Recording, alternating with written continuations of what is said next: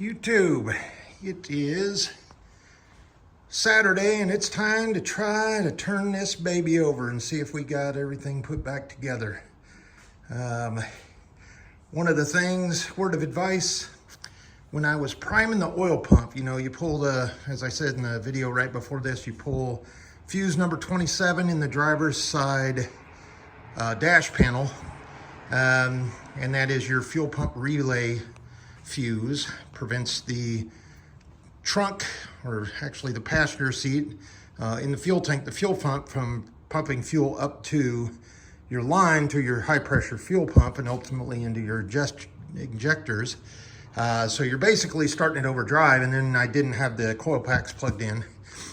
Anyway, when I was doing that, I was pressing the brakes and I didn't have the front axles in, the CV axles. And what was happening is I was getting a warning message on the dash saying,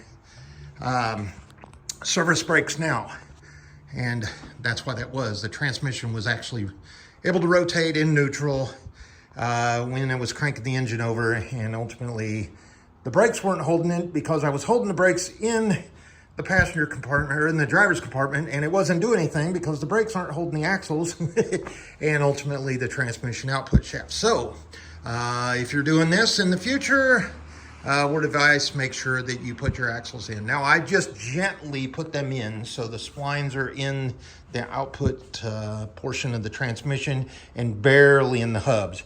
Reason being, I have no anti-seize on there, which is definitely going to do, and I'm going to have to replace one of the boots on the CV axle and probably the CV axle shafts themselves, or drive shafts, I guess you would call them, on the front wheel drive vehicle. So anyway, it is time. I have opened up the driver's door a few times. I've reinstalled the number 27 fuse in the fuse panel, and I'm going to open the driver's side door, and I'm going to hold the phone down in the passenger side, or the driver's side rear passenger area, so you can actually hear, if there's not a lot of traffic, the fuel pump priming. Let's see, here you go, door is opening.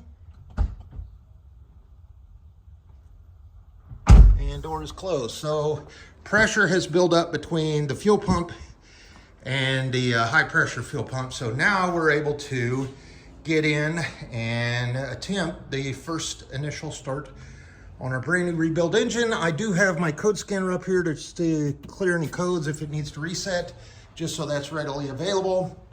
Jack stands are secure, parking brake is set, wheels are chalked.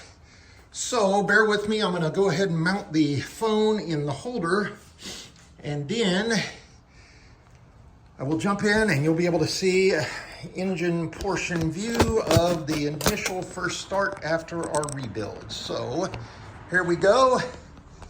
Let's go ahead and get this set up for you. Make sure I got everything. There you go. Let me get it just a little bit. There you go. Here we go. Stand by, YouTube. First initial start on the 3.6 rebuild.